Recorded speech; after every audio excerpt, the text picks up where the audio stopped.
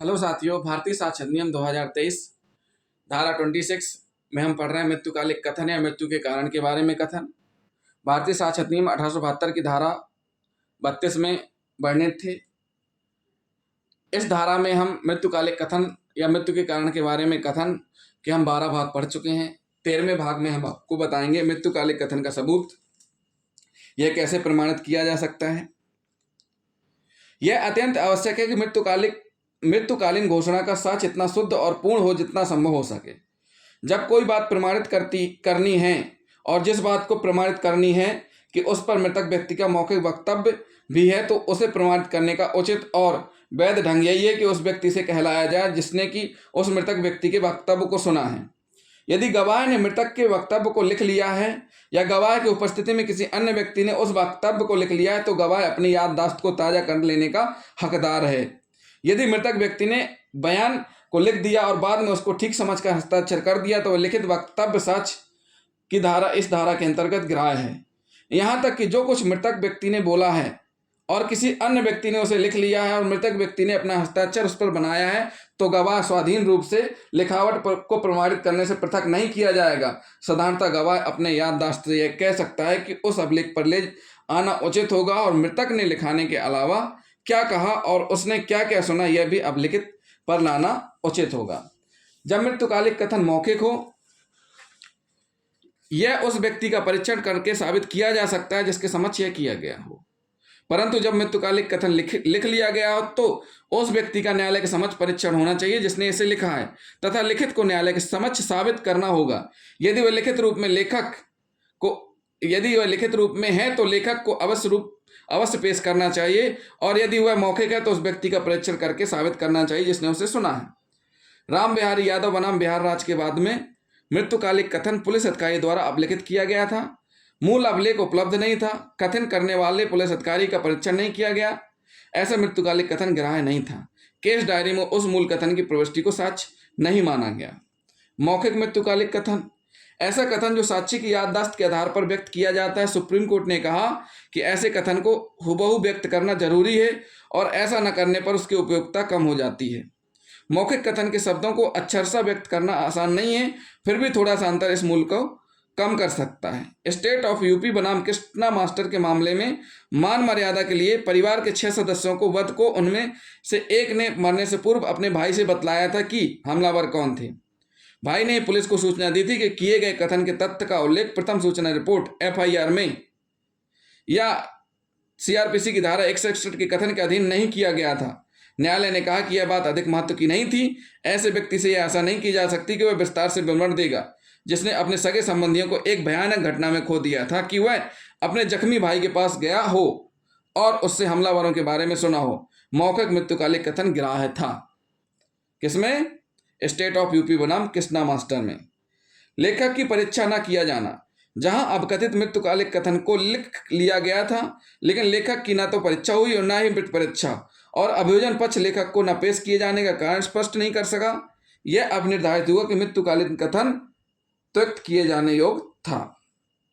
मानसिक रूप से स्वस्थ होने का प्रमाण पत्र का अभाव, जहां दहेज से पीड़ित स्त्री के मृत्युकालिक कथन को इस आधार पर चुनौती दी गई कि कथन करने के लिए डॉक्टर का मानसिक रूप से स्वस्थ होने का प्रमाण पत्र नहीं था।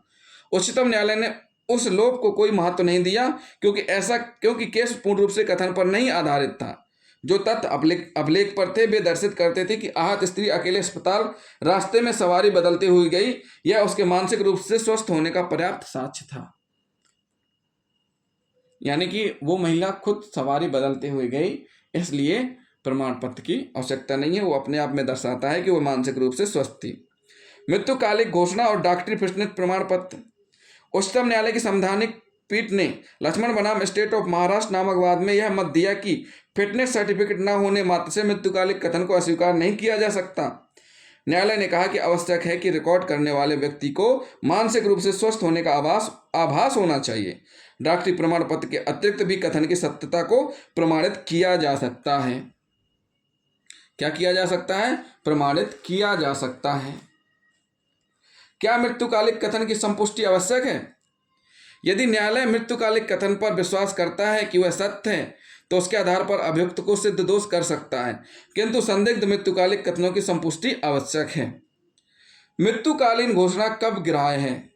साक्ष्य नियम के अंतर्गत मृत्युकालीन घोषणा सुसंगत है, चाहे वह व्यक्ति जिस समय उसने घोषणा की थी मृत्यु की शंका में रहा हो या ना रहा हो।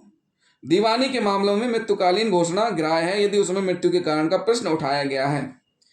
इसी प्रकार क्षतिपूर्ति के बाद में जिसमें रेलवे दुर्घटना में मृत्यु हुई है, मृतक व्यक्ति का उसकी मृत्यु के कारण पर दिया गया बयान ग्राह्य है। यद्यपि मृत्युकालीन घोषणा एक कमजोर साक्ष्य है, फिर भी इसका वही मूल है जो अन्य साक्ष्यों का है। इसका मूल्यांकन उन्हीं परिस्थितियों और सिद्धांतों पर होता है जिनके द्वारा साक्ष्य का मूल निर्धारित किया जाता है।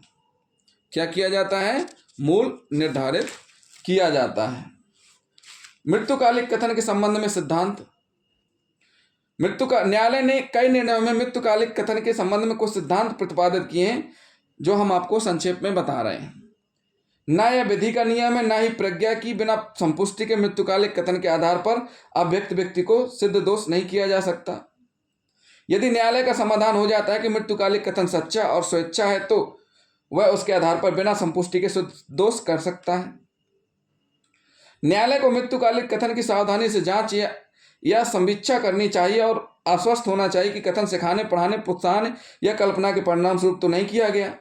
मृतक को हमलावरों को देखने और पहचानने का मौका मिला था और वह कथन करने के लिए फिट स्थिति में था। जहां मृत्युकालिक कथन संदेहास्पद हो वहां उसके आधार पर बिना संपुष्टिक साक्ष्य की कार्रवाई नहीं की जानी चाहिए। जहां मृतक अचेत था और मृत्युकालिक कथन कर ही नहीं सका उसके बारे में साक्ष्य अस्वीकृत कर दिया जाना चाहिए। मृत्युकालिक कथन जिसमें कमजोरियां हों दोष सिद्धि नहीं की जा सकती। मात्र इसलिए कि मृत्युकालिक कथन में घटना को विस्तार से नहीं दिया गया उसे अस्वीकृत नहीं किया जाना चाहिए। उसी प्रकार मात्र इसलिए कि वह संक्षिप्त कथन है उसे त्याग नहीं देना चाहिए। समानता इस बात का समाधान करने के लिए मृत्युकालिक कथन करने के लिए फिट मानसिक स्थिति में था या नहीं न्यायालय चिकित्सीय साक्ष्य पर दृष्टि डालता है, किंतु जहां प्रत्यक्षदर्शी साक्षी ने कहा हो कि मृत्युकालिक कथन करने के लिए फिट व सचेत स्थिति में था वहां चिकित्सीय राय हावी नहीं हो सकती। जहां अभियोजन पक्ष का बयान मृत्युकालिक कथन से भिन्न हो तो उस कथन के आधार पर कार्रवाई नहीं की जा सकती। तो ये प्रतिपादित सिद्धांत हैं जो कि न्यायालय ने कई निर्णयों में मृत्युकालिक कथन के संबंध में प्रतिपादित किए हैं। अब हम पढ़ेंगे अगला एक पॉइंट इसी में। किसी मृत्युकालिक कथन के विश्वस्त होने का निश्चय करने के लिए न्यायालय द्वारा ये बातें विचारणीय हैं। मृत व्यक्ति को देखने के लिए क्या अवसर था, अर्थात यदि घटना रात्रि में घटित हुई थी तो घटनास्थल पर काफी रोशनी थी या नहीं। कथन करते समय क्या कथन करने वाले व्यक्ति की घटनाओं को याद रखने की ताकत क्षीण तो नहीं हो गई थी। तीसरा, यदि सरकारी अभिलेख के अतिरिक्त अन्य अवसरों पर भी मृत व्यक्ति ने कथन किया था तो क्या सब कथनों में सुसंगति है या नहीं। चौथा, क्या कथन प्रथम अवसर पर ही किया गया था और हितबद्ध पक्षकारों के सिखाने पढ़ाने जाने के कारण तो नहीं किया गया था। तो ये हुए किसी मृत्युकालिक कथन के विश्वस्त होने का निश्चय करने के लिए न्यायालय द्वारा ये बातें विचारणीय हैं। अगला पॉइंट है मृत्युकालिक कथन के आधार पर दोष सिद्धि। मृतक हमला के लगभग आधे घंटे बाद तक जीवित रहा। उसे अस्पताल ले जाया गया जहां लगभग 10-15 मिनट कुछ इलाज हुआ। डॉक्टर के साक्ष्य से इसकी पुष्टि नहीं होती कि चोटें इतनी गंभीर थीं और मरीज की दशा इतनी शोचनीय थी कि उसके लिए मृत्युकालिक करना असंभव था। पीड़ित हमलावरों का नाम जानता था। युक्तिगत तौर से यह आशा की जाती है कि वह अपने परिवार के सदस्यों को प्रथम अवसर पर हमलावरों का नाम बताएगा। यदि उसने हमलावरों को पहचाना है तो मृत्युकालिक कथन पर निर्भर किया जा सकता है। जहां मृतक ने अपने मृत्युकालिक कथन में कहा था कि उसके पुत्र ने ही उसे जख्मी किया था, यह अभिनिर्धारित हुआ कि वह अपने ही पुत्र के विरुद्ध झूठ नहीं बोलेगा और मृत्युकालिक कथन सच्चा एवं अविश्वसनीय था। पुलिस द्वारा अभिलिखित मृत्युकालिक कथन। पुलिस अफसर से किया गया मृत्युकालिक कथन ग्राह्य है और उस पर भरोसा किया जा सकता है। जहां कोई बयान अन्वेषण अधिकारी के द्वारा अकेले ही उस समय पर किसी के भी हस्ताक्षर के बिना और उसका समय निर्दिष्ट किए बिना ही अभिलिखित किया गया था, उच्चतम न्यायालय ने उसे स्वीकृत कर दिया। उच्चतम न्यायालय ने सावधानी के रूप में इंगित किया है कि अन्वेषण अधिकारी के द्वारा मृत्युकालिक कथन अभिलिखित किए जाने की परंपरा को बढ़ावा नहीं दिया जाना चाहिए। जहां मृत्युकालिक कथन अन्वेषण अधिकारी द्वारा अभिलिखित किया गया था क्योंकि रोगी की दशा गंभीर होने के कारण मजिस्ट्रेट को बुलाने का समय नहीं था और अन्वेषण अधिकारी के अपने अन्वेषण की सफलता में हितबद्ध होने के कारण उसकी सच्चाई को परखने के लिए कड़ी जांच आवश्यक थी। क्या थी? कड़ी जांच आवश्यक थी। पुलिस अधिकारी भी मृत्युकालिक कथन लिख सकते हैं। तहसीलदार द्वारा अभिलिखित मृत्युकालिक कथन। अभियुक्त पर मृतक पर केरोसिन छिड़ककर जला देने का आरोप था।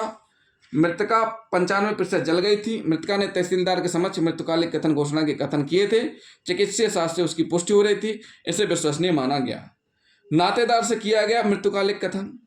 दहेज मृत्यु के बारे में यह अब निर्धारित हुआ कि मृत्युकालिक कथन को केवल इस आधार पर ही अस्वीकृत नहीं किया जा सकता कि उसे मृतक के नातेदारों से किया गया था। मृत्युकालिक कथन सिविल मामलों में और साथ ही आपराधिक मामलों में भी ग्राह्य होते हैं।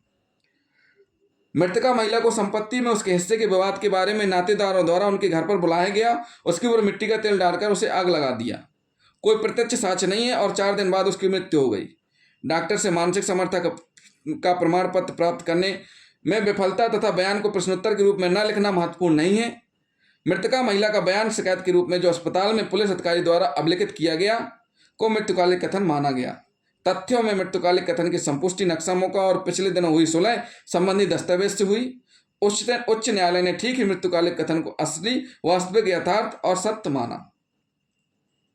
तो साथियों, अब लास्ट में हम बताएंगे दूषित मृत्युकालिक कथन क्या होते हैं, ये हम आपको बताएंगे।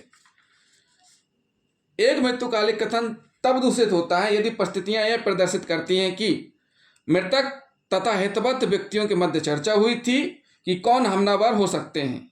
यदि यह विलंब से है, यदि यह साबित कर दिया जाए कि अभियुक्त को पहले ही नामांकित कर दिया गया है तथा इस तथ्य की जानकारी कथनकर्ताओं को थी, यदि नामांकित व्यक्ति की पहचान संदेहास्पद है, तो ऐसी स्थिति में दूषित मृत्युकालिक कथन माने जाएंगे।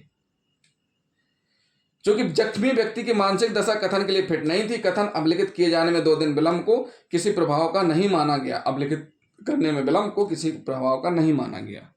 तो साथियों, ये हुआ मृत्युकालिक कथन, मृत्यु के कारण के बारे में कथन, भाग 1। अब हम अगले पार्ट में भाग 2 बताएंगे, धारा 26 का, यानी भाग 2 मतलब पॉइंट नंबर 2 बताएंगे। तो जिन साथियों ने अभी तक हमारा चैनल सब्सक्राइब नहीं किया तो हमारे चैनल को सब्सक्राइब कर लें और साथ ही साथ वीडियो को अधिक से अधिक शेयर करें। थैंक यू दोस्तों।